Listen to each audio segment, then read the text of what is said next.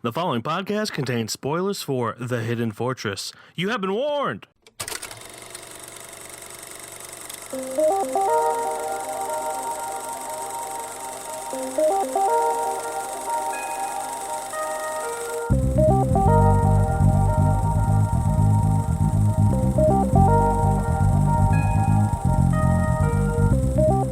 What's up, everybody, and welcome back to another episode of KFR News Radio. This is your host, Glenjamin Button, along with your host, Miguel Megusto. That is me, myself, and I.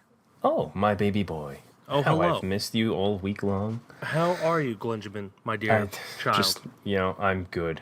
It's been a little bit of a week. I feel like we both sound like robots because we're both extremely tired from such a long week of chaotic things or nothingness at the same time. I feel like I haven't had a free minute. Obviously, I have had a free minute because I have movies that I've watched, but it feels like I haven't had a free minute. Well, I know you're much busier than me for other reasons. Yes, just a few reasons. But in this time of craziness, Glenjamin Button, what movies have you watched? The only movie that I watched besides our movie is, funnily enough, a movie we've watched together, which was Black Widow. Oh, yes. But we have a review up on the YouTubes for that, so you can check that out and see how definitely Mike felt about it, and also myself. Yes, I may be a little more forthcoming about how I felt about it. I have been telling people all week how you reacted at the end credit scene and how fucking hilarious it was. You said it so out loud. It was so funny. I was just looking at her. What did I say? I can't remember. That's the stupidest fucking thing I've ever seen. Word for word, tone for tone. So loud in the theater as soon as everything ended. At this point, I think I'm subconsciously trying to pick a fight with Marvel fans. I mean, I was looking around ready for somebody to be like, yo, fuck you, guy. Yeah. Unfortunately for them, they're all weebs and like scrawny motherfuckers. And they're 5'8", smaller than even I. Yeah. But other than that, what have you seen? Because I haven't seen anything. So I saw Black Widow. We've established somewhat how I feel about that, but you can check out our review. But that was the second movie I watched. The first movie I watched was Reanimator, 1985. Yes. You've watched that before, right? I have not. That was my first time. Oh, okay. Because I watched that movie because of Tony. He recommended it to me. Tony, if you're listening to this, I apologize, but any movie he recommends to me that is horror-based, I tend to hold off as long as possible to watch it. Because he and I have two very different ideas of what horror should be, and that's fine, And that is fine. He's allowed to have his opinion, but we just don't see eye to eye. This one, he loves Reanimator, obviously, recommending it. I thought it was fun. I didn't enjoy it too much. I think it was pretty down the middle for me. It had some really cool effects. I remember having a review, but I don't remember exactly how I felt about it. I remember you saying that it didn't feel like horror, kind of felt like a campy comedy that had body mutilation in it. And that's kind of what it is. I will never watch it again, but I also understand why horror fans like it. Oh, yeah. So I'm just not that. I'm not the demographic for that. Then I watched Black Widow, obviously review on YouTube. Then I watched a little mini series called The Sons of Sam: A Descent into Darkness. It is a movie or a limited series, docu-series about this journalist who came up with this theory about the Son of Sam killer in New York in the 70s or 80s or both. Interesting. And how he thinks that it wasn't just one person, even though the cops think it's one person. I still don't know anything about that, so I mean, it's pretty compelling. Yeah. I've heard the Son of Sam multiple times throughout my life. I've never explored knowledge of it, though. I don't know if I quite buy it, but it is something. It is interesting. It's more interesting than some other conspiracy theories. Whereas if it was ever proven to be true, I'd be like, oh, okay. But he definitely takes some leaps on some things, but it's not they're not unrealistic leaps where it's and then Bigfoot came in and raped the whole village. Sasquatch was ransacking the plots. Yeah.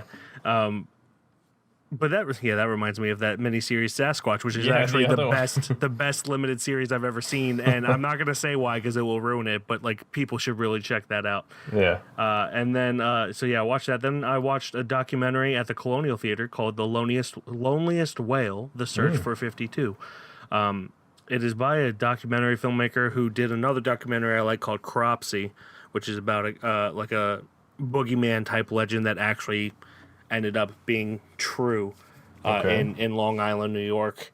And I don't know why I'm going into so much detail about that. This is about the loneliest whale.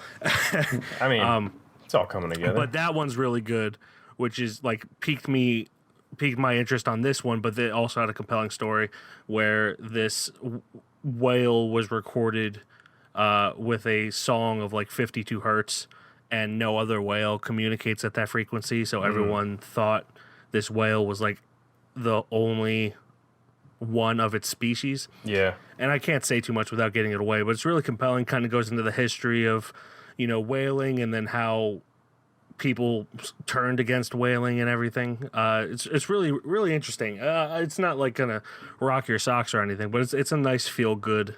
Well, I was hoping for a whaling documentary that would rock my socks, and I'm a little disappointed. It's like, no, that does sound interesting. So that's pretty cool. It's good. It's a nice, chill documentary. It's got great sound design, so if you can see it with surround sound, I suggest you check that out. Ooh, I know you were having a good time. Oh, wait, you were seeing it in the theater, right? Oh, yeah. Still, regardless, that's good. Yeah. And then I watched The Hidden Fortress, which we're going to get into now because we don't have any news. No news for us, really. So without any further ado, let's talk about The Hidden Fortress. I totally forgot to put up the IMDb for it, so bear with me. じゃあその生き締めはどこにいるんだ人が人とないと山の中へ突き出し見つけろそういうことは出馬勝手に決まってるこいつは欲しいんだ欲しい妹を殺して涙一つ流さぬその十字架を The Hidden Fortress. Ooh. Yes. Lured by gold, two greedy peasants unknowingly escort a princess and her general across enemy lines. Yeah, that's true. It is directed by Akira Kurosawa, written by Ryuzo Kikushima, Hideo Oguni, Shinobu Hashimoto. It is starring Toshiro Mifune, Misa Uehara, Minoru Chiaki, and Kamatari Fujiwara. Also Takashi Shimura is in there for a hot minute for people who like the movie Akira, or Akiru. Sorry, Akira. Akiru. Oh, There's two different movies, but it's okay. It's all good. Yes, if you couldn't tell, this is obviously a Japanese film from 1958. It's got a lot of big Japanese names in there, like Akira Kurosawa and Toshiro Mifune, and others who, if you're into Japanese movies, you probably know. This was roulette, was it not? This was roulette. I want to start off by saying that right off the bat, this is the first Kurosawa movie that I've ever watched. I feel like, didn't we just do one? Did we? Because I think this is the first one that I've watched of his. Oh my goodness! I feel like. Wait, hold on. Let me check. Was it a screenplay? Maybe. Written, I've got obviously this one, Fistful of Dollars, and then Magnificent Seven. I think we even talked about this last week. Did you just recently watch Fistful of Dollars? I mean, it's been maybe somewhere between this last year or so. Anyway, this is great podcasting right now. It just baffled me so much. Anyway, so A Hidden Fortress. Yes, it is a film by Akira Kurosawa. Glenn's first Akira Kurosawa movie. Yes. We have confirmed that more or less. First directorial Kurosawa movie. It's probably my fourth or fifth. I don't want to look that up because we already bored the audience. But I really like this movie. It was a lot funnier than I thought it was going to be.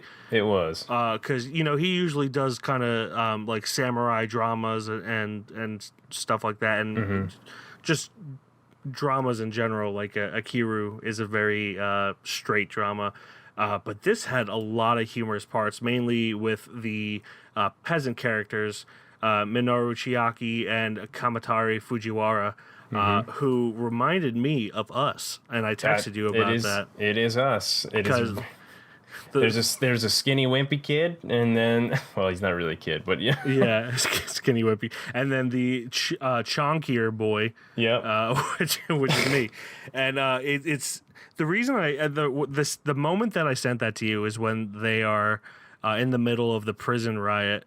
And they just go, if we die together, I'm glad I'm dying with you. Yeah, it's like that's like the perfect moment for us to be like it's just compared to when things are falling apart, and then they turn on each other in just a second, which we wouldn't do truthfully, but we would do it for fun. Yeah, listen, I like money, but I'm not that greedy of a bastard. Yeah, but I feel like we would joke around like that. Oh yeah.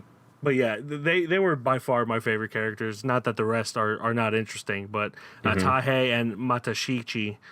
They were definitely the driving force of the comedy in this film, and but I mean, I thought it was really a really interesting film overall. Kind of like a prison break or.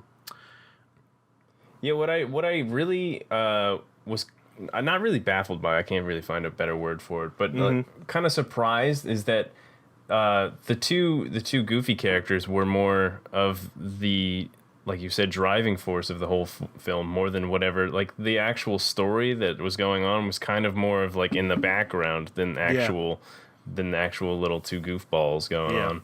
And I thought that was actually pretty funny because like there's all this shit going on, and it's kind of like a comedy that without even knowing it's like an actual comedy. It's a comedy within what could be a tragic drama. Yeah, it's like there's all this shit going down behind, and you're just with these two goofballs yelling about how much gold they're gonna get and everything. It was kind of a different perspective on like how it still remained kind of staying true to a drama, but you were just with these two goofballs the whole time, just arguing about gold and shit, and just how one person wants half, but the other person's getting 3/4 of it instead.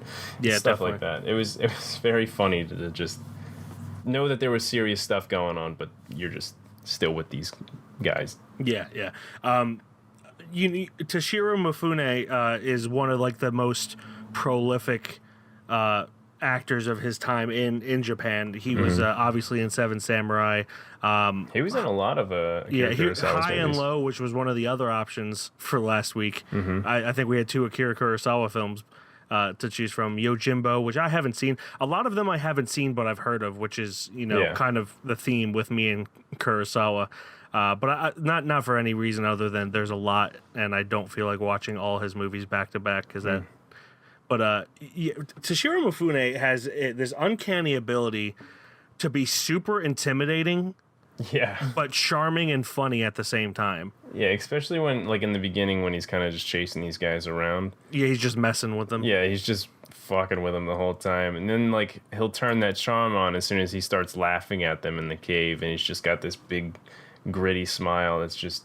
He's just goofy, you know? Yeah, exactly. I don't know why I keep saying goofy. I need to find a thesaurus or something. But going back to the plot, it's a really simple plot, but I felt like it was extremely effective. Obviously the basis of the plot is that this region in Japan was kind of taken over and in battle and destroyed, and there's one member of the royal family in that region still alive, which is the princess, and they kind of have like this secret mission to get to an ally side, but they have to go through enemy territory.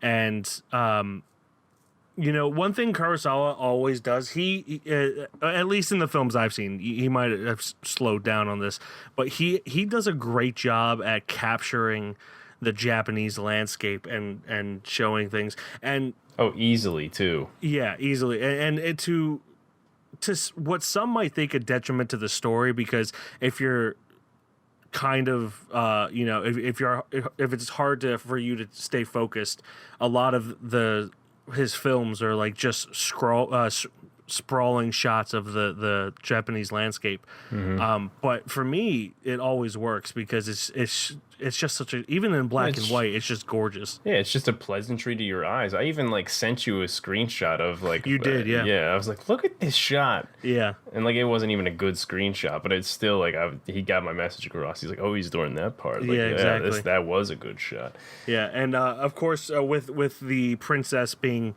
escorted, she's kind of a strong-willed character, so they they try to use reverse psychology to make her think she should be mute. Obviously, she catches them on that, but understands that is probably the best idea for her to pretend to be mute. And again, with the peasant characters, it just adds for more comedy because they think she's mute the whole time. Yeah, like even at one point, like she says, "All right, goodbye," or like farewell, and they're like, "Did you say something?" No, I lost it when that happened. Like, yeah, like they were running away, and she's like, "Well, farewell, you cowards," basically, and they just turn around like, "What the hell? Did you just say that?" Did you say that? No, and they just didn't bolt. even. It was just them three, and the idea that it was her didn't even cross their mind. But this is a really hard movie to talk about because it is such a simple plot. Yeah, and it's. And like even what we said, like that is the thing that's going on is I mean the main point is like you're with these two goofy guys this whole time. There is this background of drama and it's taking its course. Like we kind of seen this in most movies, not like, you know, that perspective of things where you're with the goofballs and there's this story behind it, but more of like there is that story, but we're going to focus on these goofballs while that's going on. And it's going to be a nice mixture of both. So it's not like anything crazy is like a roller coaster of things are happening. You're just having fun. You got beautiful cinematography and you've got great acting from all fronts. Yeah, and it has a really good Kurosawa really does a good job at building tension while also using comedy. For instance, when they're doing the fire festival dance and someone takes their cart of gold or sticks filled with gold but looks like wood and dumps it in the fire, and they all join in the celebration all while just like looking at the fire to make sure that their gold isn't exposed. And it's this really surreal moment where like they're just going through the motions of this fire festival, and it does a great job at showing the culture of Japan, but at the same time they're just like, fuck, we might be caught here. And their faces throughout that entire situation, the situation is extremely funny to me, and I liked it so much. I loved how often, as soon as they got like their hint of freedom, they were like, "We're getting away from these people. Like, I'm tired of this." The hint of freedom that they had is immediately just taken away from them, like every single time. It's we got the gold, we're getting out of here, and across the lake is, you know, enemies, and they're like, well, shit, time to go back. Before they, or even if they don't go back, they end up in jail almost every time, and they somehow escape every time. But like I love that domino effect of like they run away, get caught, and the domino gets picked up, and it's just two dominoes. It's just run away, get caught, or just chilling with the princess and the general. And it was so funny that just those three kept recurring over and over again. Yeah. We talked about Kurosawa's use of the landscape, but one thing I think he does really well too is building sets of destruction. A lot of people who have seen Ran will know that famous shot of the one emperor leaving his was it pagoda? Is that what they're called? It's a good question. Well, his temple. I'm not sure what the actual name of it is, but like while it's on completely on fire, and it's, you know, it's impressive for the time. This one, the set of the post battle temple with like all the burned shards, and they're kind of shoving all of the prisoners into the mud to dig for this gold that they're trying to find. It's just, for the time, he was such an impressive filmmaker, especially in Hollywood, where everything was done on sound stages or in the desert, and it was all kind of like looking the same. And maybe I'm just not familiar enough with Japanese film. That might have been the standard, but it's not something you expect from a film from '58. in my opinion. What I also liked was that you saw these obvious cuts throughout the film whenever like gunshots or anything was happening. Yeah. But I'm like very glad that they didn't just put their actors at risk and just kind of shot the ground and like got the actors you mean out like of there. Americans did? Yeah, like Americans did. So like you saw that clear cut of like them running into like a bush or something, and then like a cut, and then they'd be shooting the bush, and then a cut again of them coming out of that same bush. So like Americans, it was nice to see and not put their actors at risk like that. I think at this point Hollywood was not doing that anymore, but at least in the 20s and maybe the beginning of the 30s, I feel like Public Enemy did it. Not the Johnny Depp one, but the Cagney. Is it Cagney Lacey? Is that his name? Good question. James Cagney. I don't know why I said Cagney Lacey. Is that a TV show? I don't know. Whatever. But so the Public Enemy with James Cagney, there's a scene where he runs around and dodges bullets, and you see like cement coming off of the wall and everything, and they legitimately just hired a sharpshooter and had him shoot after him to create that effect. That would be and so I don't scary. care how good of a shot you are. I'm not trusting anyone with doing that to me. No. And it's just ludicrous to me. And I'm sure Japan had done that at some point too. Maybe, I don't know. I don't know enough about Japanese film history, but yeah, I'm in full agreement with you. Where I'd rather it look kind of fake than maybe.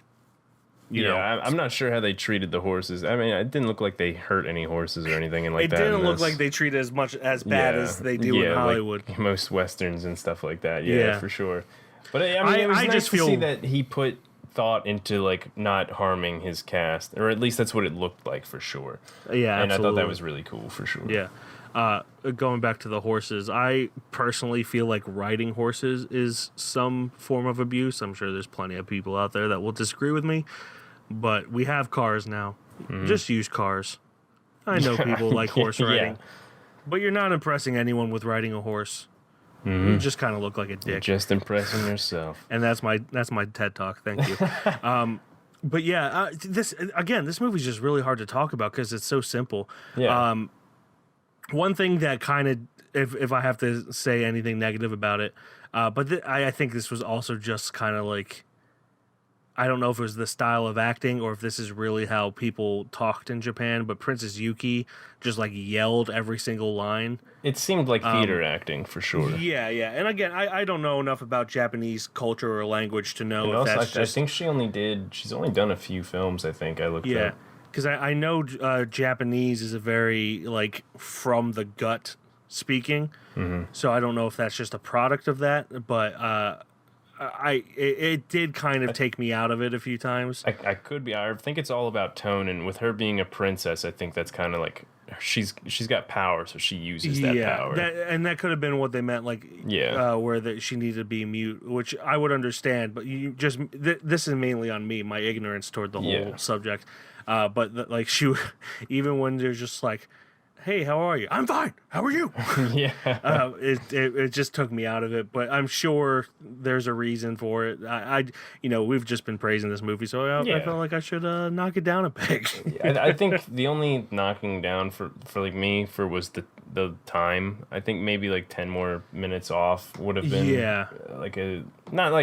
It wasn't hard to like stay focused on this movie or anything like that, but it did feel a little bit long. So maybe like even 10, maybe 15 minutes or so would have been nice to cut off. But I mean, it's a 1958 film. Like I'll take it. It's fine. Yeah. It's look at it. It's fantastic. Yeah, it's really good.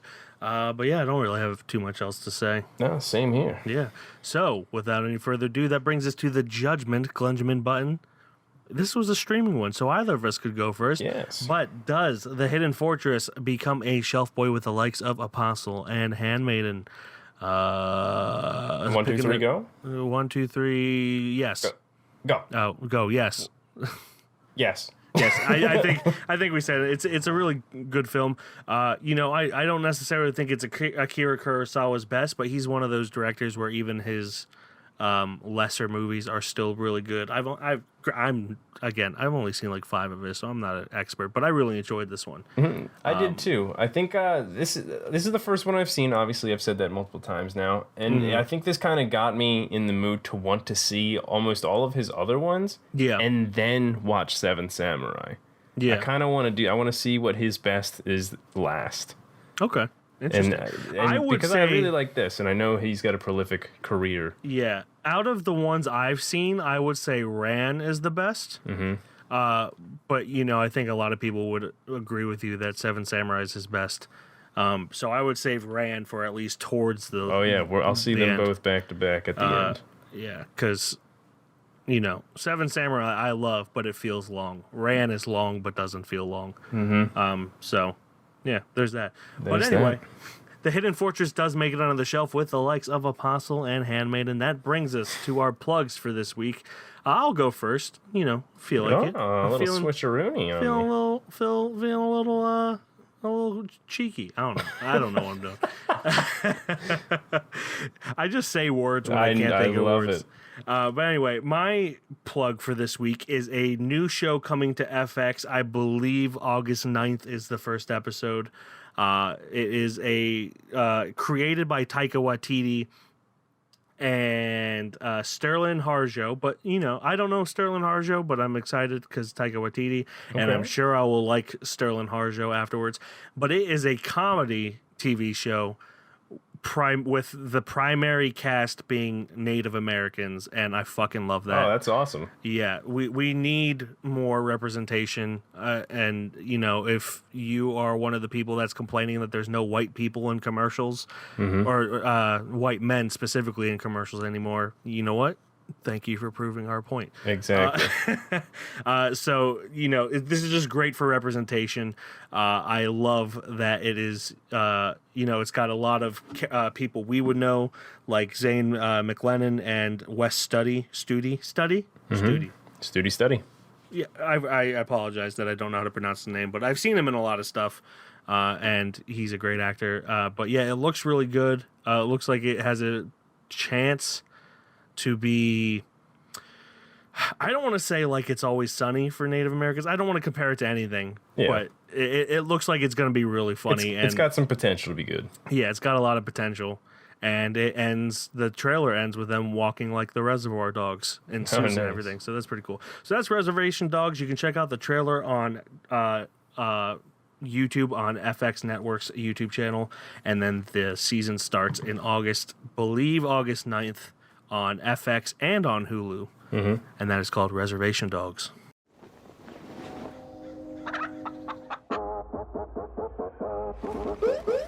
Abnormal. Y'all wouldn't have seen a stolen food truck, would you? No. Oh. Someone stole the truck. Broad daylight. Put your seatbelt on. Seatbelt. People's safety. We're stealing a chip I do truck. not give a shit, man. Put your seatbelt on. We're not Jesus. Go! Apparently it was full of chips. I've never seen anything like that. You're good thieves. Best in town. Oh, thank you. It is a small town. All right. There we go. Yes. For mine, I've plugged these a few times now. I really like these series, Actors on Actors, that are on Variety on their YouTube channel. For me, I was literally just watching this when you were like, "Hey, you ready?" And I was like, "Am I?" Ooh. I literally have like 2 minutes left, so I pretty much watched the whole thing. It's only like 30 minutes plus. It's Ewan McGregor and Pedro Pascal. They talk about Stormtroopers, Baby Yoda, Star Wars. I wish they talked about more. I kind of hate when they put talk about these themes, and I wish they talked more about the careers of each other and just the inspiration of each other. Like Pedro Pascal, right off the bat, he's like, "Oh, listen, I know we were talking about Star Wars. I just want to say how much of a great actor you are and how much you've influenced my career." I want more of that, but for these two actors, I want to just plug Ewan McGregor and Pedro Pascal on Variety on YouTube. It's been great for the first 30 years of my career, but now I just want to stay at home, I just want to drive to work and drive home from work. I want a proper job. Oh my God. It's so immersive, and I don't know. I love that you're experiencing it. I'm going to jump out of Star Wars for just a second because I have to tell you. in '96, I did this summer trip. I lived in Spain, and I remember when I finally came home, my friends picked me up from the airport. I flew back to New York, and the first thing that they said to me was, "You have to see Train Spotting." Literally, the very, very first thing. And that began my absorption of your entire career. So I know we jumped right into Star Wars, but I've got to tell you you've got to understand at least a little bit what an honor it is to be speaking to you like this. Oh, well, that's nice. Thank you. Cool. So those are our plugs for this week. That brings us to our assignment for next week. Honestly, my life has been fucking crazy the past week. Looking for a house. Anyone who's looked for a house knows how fucking crazy it is. It is crazy. It seems like it's about to be even more crazy in the next month or so. So if I didn't put 100% thought into this, I'm sorry, but it's okay. Tough titties. We have both already seen this. Oh, hell yeah. It is on Amazon Prime, and it is a film that I have not seen since it was in theaters, and I really want to watch it because I have it on Blu-ray, but, it is on Amazon for people who don't have it on Blu-ray. But that is The Lighthouse from 2019.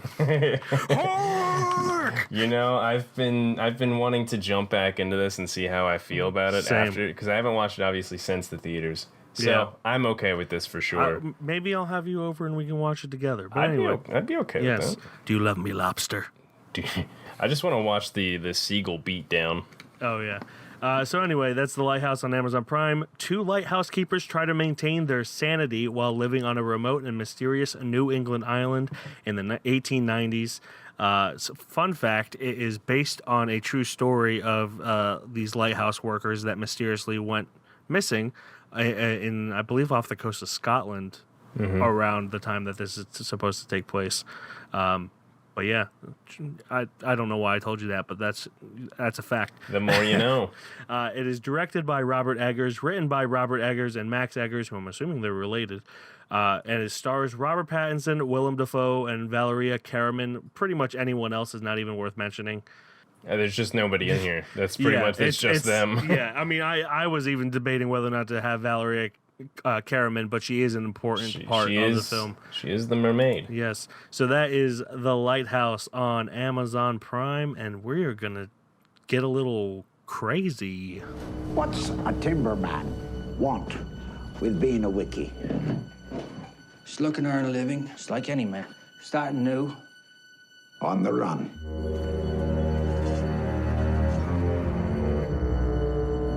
Keeping secrets, are you? No, sir. Why don't you spill your beans?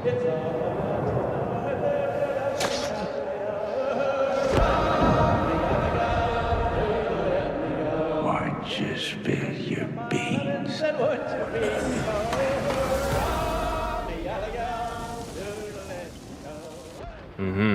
Yes. I was trying to come up with something in the end, and it just didn't work out. Yeah, I got nothing.